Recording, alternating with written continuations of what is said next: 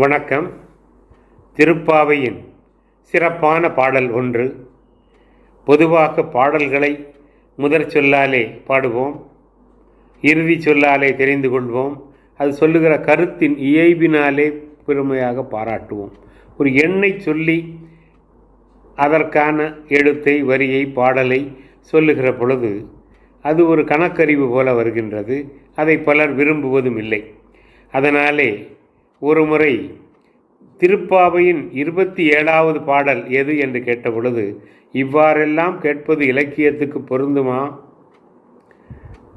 அதன் முதற் சொல்லை சொல்லுங்கள், அதன் கருத்தை சொல்லுங்கள், அதன் கடைசி வரியை சொல்லுங்கள்.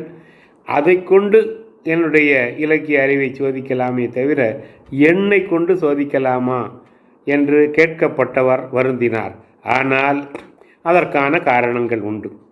நாட்காட்டியிலே பார்த்தால் இன்றைய நாள் வைணவ ஆலயங்களிலே, திருமாலின் விண்ணகரங்களிலே, திவ்ய தேசங்களிலே, திருப்பதிகளிலே விருந்து தருகிற நாளாராக போட்டிருப்பார்கள்.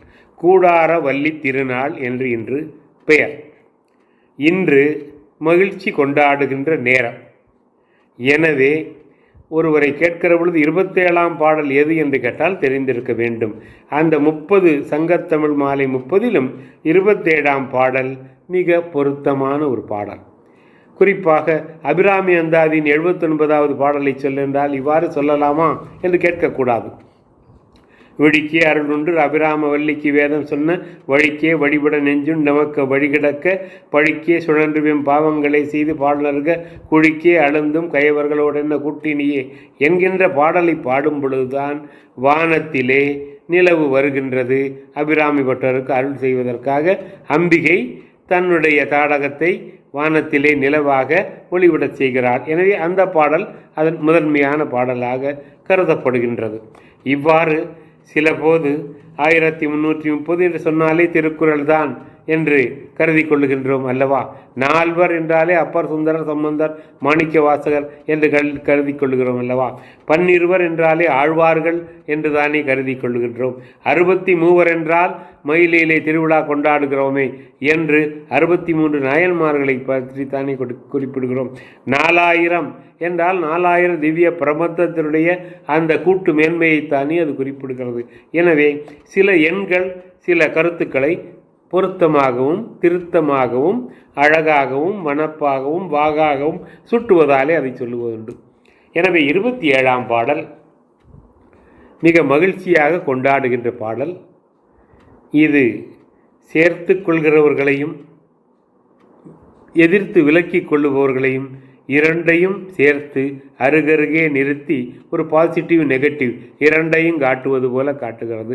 கூடாரை வெல்லும் சீர் கோவிந்தா உன் தன்னை பாடி பறை கொண்டு யாம் பெரு சம்மானம் நாடு புகழும் பரிசினால் நன்றாக சூடகமே தூள்விளையே தோடே செவிப்பூவே பாடகமே என்றிணைய பல்கலனும் யாமணிவோம் அதன் பின்னே ஆடை உடுப்போம் அதன் பின்னே பார்ச்சோறு மூட நெய்பெய்து முழங்கை வழிவார கூடி இருந்து குளிர்ந்தேலோர் எம்பாவாய். இது கூடாரை தொடங்குகிறது, கூடி இருந்தவர்களை பற்றி நிறைகிறது. இதுதான் இந்த பாடல். எனவே அங்கே மாயனை மண்ணு வடமதுரை மைந்தனை மாமாயன் மாதவன் வைகுந்தனை கூடி இருப்பவர்களும் உண்டு, அவனை எதிர்த்து செல்பவர்களும் உண்டு. அந்த இருவரையும் சுட்டுகின்றது. கூடாரை அவன் வன்முறையாலே அடக்குமுறையாலே தன்னுடைய சக்கரத்தாலே தன்னுடைய சக்திகளாலே அடக்குகின்றான். கூடாரை வெல்லும் சீர் கோவிந்தா என்று அவன் அங்கே அடக்குகின்றான். ஆனால் கூட வந்திருக்கின்ற இந்த இனிய சிறுமிகளை, நோன்பு நோற்பவர்களை விருந்துக்கு அழைக்கின்றான், அவர்களுக்கு பரிசுகள் வழங்குகின்றான். கூடாரை வெல்லும் சீர் கோவிந்தா உன் தன்னை பாடி பறை கொண்டு யாம் பெரு சம்மானம். இது மன்னர்களிடத்திலே புலவர்கள் போய் பெறுகிற சன்மானம் போல உன்னை பாடி வந்தோம். பாடி வந்ததற்கு பறை, பறை என்றால் அது சிவனடியார்களுக்கும் அல்லது திருவள்ளுவர் அடியார்களுக்கும் சக்கர முத்திரை குத்தி வைப்பது போல, சங்கு முத்திரை குத்தி வைப்பது போல பொறை என்கிற முத்திரை நோன்பு நோற்று அதை சரியாக நிறைவு செய்து மேன்மை பெற்றவர்கள் என்று ஒரு குறிப்பு. எனவே பறை என்பது பரிசு அல்ல, அது நல்லருள் முத்திரை. பிறகு நாடு புகழும் பரிசினால் நன்றாக நாடே புகழ வேண்டும், அப்படி என்னவெல்லாம் எங்களுக்கு நீ கொடுக்க வேண்டும் என்று கேட்டால், காதிலே அணிவதற்கு தோடு, செவிப்பூ, காதுப்பூ என்று சொல்லுகின்ற பூ போல ஒன்று காதிலே அணிய வேண்டும். காது ஓலை என்பது போல காதுப்பூ, செவிப்பூ நாங்கள் காதுக்கு அணிய வேண்டும். தோள் வளை என்பது கழுத்திலே அணிவதை தோளில் அணிவதாகவும் கருதி கொண்டு தோள் வளையாய் ஒரு ஆரமாக கொடுக்க வேண்டும். சூடகம் என்பது வளையல், கைகளிலே வளையல்கள் கண்ணபிரான் அந்த நோன்பு நோற்று நோன்பை நிறைவாக முடித்தவர்களுக்கு வழங்குகின்றான். பாடகம் என்பது கொலுசு, காலிலே அணிக்கிற நூபுரம், சிலம்பு, கொலுசு இவை பாடகம் என்று சொல்லப்படும். இந்த காலிலே அணிவதற்கு அணிகலன்களையும் கொடுக்கின்றான். இணைய இது போன்ற பல்வேறு அணிகலன்களையும் நாங்கள் அணிந்து அழகுபடுத்திக் கொள்வோம். இன்றைக்கு நோன்புக்காக காவி ஆடை அணிந்திருப்போம், பச்சை ஆடை அணிந்திருப்போம், நீல ஆடை அணிந்திருப்போம், கருப்பு ஆடை அணிந்திருப்போம். குறிப்பிட்ட நோன்புகளுக்கு அதற்கான வண்ணங்களிலே எளிய ஆடைகள் அணிந்திருப்போம். அவற்றை விடுத்துவிட்டு இன்று மிக கம்பீரமான வண்ணமயமான அழகான ஆடைகளை அணிந்து கொள்வோம், ஆடை உடுப்போம். அதற்கு பிறகு ஆடையை உடுத்து விட்டோம், அணிமணிகளை பூண்டு விட்டோம். சிவனடி, அதாவது வைணவ அடியார், சிவனடியார், நோன்பு நோற்றார், இறையடியார் என்கின்ற முத்திரையாகிய பறையை பெற்றுவிட்டோம். எனவே அது நோன்பில் வென்ற அடியார் என்கிற முத்திரையோடு பல்வேறு அணிகலன்களை சூடி புத்தாடையை அணிகின்றோம். நோன்பு நோற்று முடிந்து இன்று கொண்டாடுகிற நாள் 30ஆம் தேதி அல்ல, 27ஆம் நாளே கூடாரவல்லி திருநாள் அன்று கொண்டாடுகின்றோம். எனவே அதற்கு பின்னே விருந்து, பார்ச்சோறு, பாலாலே சோறு, வெண்பொங்கல், பாலை ஊற்றிய பொங்கல், சர்க்கரை பொங்கல் எல்லாம் சேர்த்து வைத்திருக்கிறோம். அங்கே பார்ச்சோறு மூட நெய் பெய்து, கொஞ்சமாக அல்ல நெய், நிறைய நெய்யை பெய்கின்றோம். எனவே அது கையிலே எடுத்து வாய்க்கருகே கை உண்ணும்போது செல்கிற பொழுது கையிலே நெய், மூட நெய் பெய்து முழங்கை வழிவார, அந்த நெய்யின் அளவு கஞ்சத்தனமாக சிறிய அளவில் இருக்கக்கூடாது, மிக இருக்க வேண்டும். அதனாலே மூட நெய் பெய்து முழங்கை வழிவார. இது ஆயர் குலம் அல்லவா? இன்றைக்கும் ஆயர் குலம் தழைக்கின்ற யமுனை கரைகளிலே இருக்கிற மாநிலங்களிலே பெருமையாக பால் வளம் செறிந்து கிடக்கின்றது. அங்கே பாலும் தயிரும் வெண்ணையும் பாலடை கட்டியும் இன்னார் பார்ப்பயன்களாக வேறு பல பொருள்களும் செய்ய பெற்று வெள்ளை புரட்சி உருவாக்கி அங்கே பல கலன்களிலே பால் நிறைக்கின்ற பசுங்கள் வந்து யாதவர்கள் மிக பெரும் செல்வந்தர்களாக, மிக பெரும் அதிபதிகளாக, மிக பெரும் அரசியலாளர்களாக உருவாகி இருக்கிறார்கள். இது கங்கை யமுனை சமோடியிலே. எனவே இந்த சோறு, இந்த பார்ச்சோறு எங்கே வழங்கப்படுகின்றது? திருவில்லிபுத்தூரிலும் வழங்கப்படுகிறது. யமுனை நதியிலே மதுராவில் இருக்கிற பிருந்தாவனத்திலே ஆயர்பாடியிலேயும் வழங்கப்படுகிறது. எனவே அங்கே பாலுக்கும் பஞ்சமில்லை.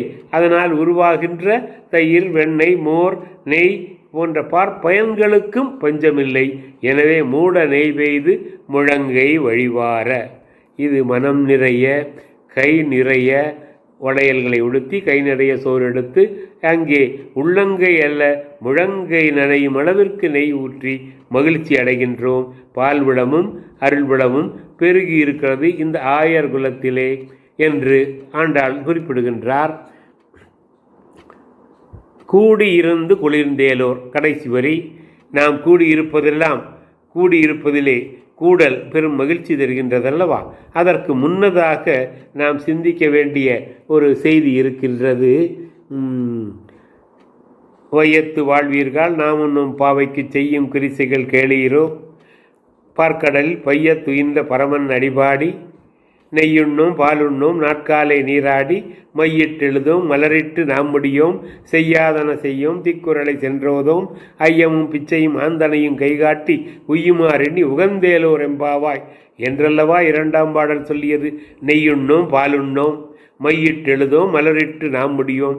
இன்றைக்கு மை தீட்டுவதும் மலருமே கூடாது என்றால் அங்கு சூடகமே தோல்வளையே தோடே செவிப்பூவே என்று இணைய இதற்கும் மேலான பல்கலன்களையும் அணிவோம் புத்தாடைகளை அணிவோம் என்றல்லவா சொல்லுகிறீர்கள். நெய்யுண்ணோம் பாலுண்ணோம் என்று ஒதுங்கி இருந்தவர்கள் நீங்கள் இன்று மூட நெய் பெய்து முழங்கை வழிவார். இது முரண் அல்லவா? கருத்து முரண் அல்லவா? பொருள் முரண் அல்லவா? திருப்பாவையில் அங்கொன்றும் இங்கொன்றும் வேறு வேறு கருத்தல்லவா என்று கருதக்கூடாது. நோன்பு நோக்கிற பொழுது எவற்றையெல்லாம் விட்டுவிட வேண்டும், எந்த எளிய வாழ்க்கைக்கு செல்ல வேண்டும், அந்த நெய்யிலே பாலிலே அந்த ஆர்வம் சென்று விடக்கூடாது, மையிட்டு எழுதுவதிலே மலர் சூடி கொள்ளுவதிலே ஆடம்பரங்களிலே செல்லக்கூடாது என்று இந்த நோன்பு காலம் முழுவதுமாக நாம் அவற்றை விலக்கி வைத்திருந்தோம். நோன்பு வெற்றிகரமாக முடித்து விட்டோம். இன்று கூடாரவல்லி, இன்று கொண்டாடுகிற நாள். எனவே அவற்றையெல்லாம் நாம் உண்போம். அன்று மென்மையான எளிய ஆடைகளிலிருந்து இன்று படபடாபமான ஆடம்பரமான மகிழ்ச்சி தருகிற பட்டாடைகளுக்கு செல்லுவோம். அன்று பருத்தி ஆடையில் இருந்திருப்போம், இன்று பட்டாடைகளுக்கு செல்லுவோம். அன்று நெய்யுண்ணோம் பாலுண்ணோம் என்றோம், இன்று மூட நெய் பெய்து உண்போம் என்று இந்த நோன்பை நிறைவு செய்த பெருமையை சொல்லுகிறார் ஆண்டாள். கடைசியாக கூடி இருந்து குளிர்ந்து எல்லோரெம்பாவாய். பொதுவாக man is a social animal என்பது சொல்லுவது போல நாம் தன்னந்தனியாக ஆண்டவா நான் மட்டும் நன்றாக இருக்க வேண்டும், பிறரெல்லாம் எப்படியோ போகட்டும் என்று எல்லோரும் கீழே இருக்க வேண்டும், நான் மேலே இருக்க வேண்டும் என்று கேட்பது சரியான வேண்டுகோளும் அல்ல. அந்த வேண்டுகோள் பலனளிக்காது. ஆண்டவன் அதனை கருத மாட்டான். எனவே தான் எல்லோரும் கூடியிருந்து குளிர்ந்தேலோர் எம்பாவாய். வள்ளுவர் சொல்லுகிறார் அல்லவா, பகுத்துண்டு பல்லுயிர் ஓம்புதல் நூலோர் தொகுத்தவற்றுள்ளெல்லாம் தலை.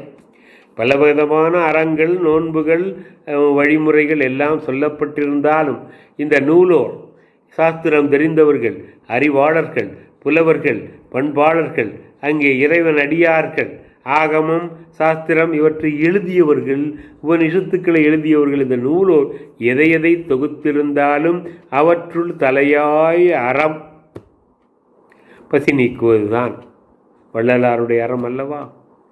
அதனாலே அந்த அறம்தான் சீரறம். நூலோர் தொகுத்தவற்றுள்ளெல்லாம் தலையது பகுத்து உண்டு பல்லுயிர் ஓம்புதல். எனவே நாம் கூடி சக மனிதர்களோடு அவர்கள் அன்பிலும் அவருடைய துயரிலும் பங்கெடுத்து அவருடைய கொண்டாட்ட உணவிலும் எளிய உணவிலும் பங்கெடுத்து கொள்ளுவதுதான் விருந்து. ஆயும் பழைய அடியாருடன் கூட்டி தூய பரபோகம் தீப்பித்து என்று சொல்லுவார்கள். எனவே மகிழ்ச்சிகளிலே இன்னொரு மகிழ்ச்சியாக காதல் மகிழ்ச்சியை சொல்லப் போகிற வள்ளுவரும் கூட தம்மில் இருந்து தமது பகுத்து உண்டற்றால் அம்மா அறிவை முயக்கு என்று தான் குறிப்பிடுகின்றார். பகுத்து என்ற சொல்லை கொஞ்சம் தொகுப்பாக பார்த்து என்று போட்டிருப்பார். எனவே சொந்த வீட்டிலே இருந்து தாம் ஈட்டிய பொருளை அனைவருக்கும் கொடுத்து மகிழ்கிற பண்பாடுதான் ஆண்டாள் காலத்திலே பெரியாழ்வார் காலத்திலே ஆழ்வார்கள் காலத்திலே இருந்திருக்கிறது. அது ஒரு டிவைன் சோஷலிசம் என்று கிருபானந்த வாரியார் சொல்லுபோல அது ஒரு தெய்வீக பொது உடைமை. எல்லோரும் எல்லாமும் பெற வேண்டும், இங்கு இல்லாத நிலை வேண்டும் என்று விரும்பி கூடி இருந்துதான் நோன்பு கொண்டாடினார்கள்.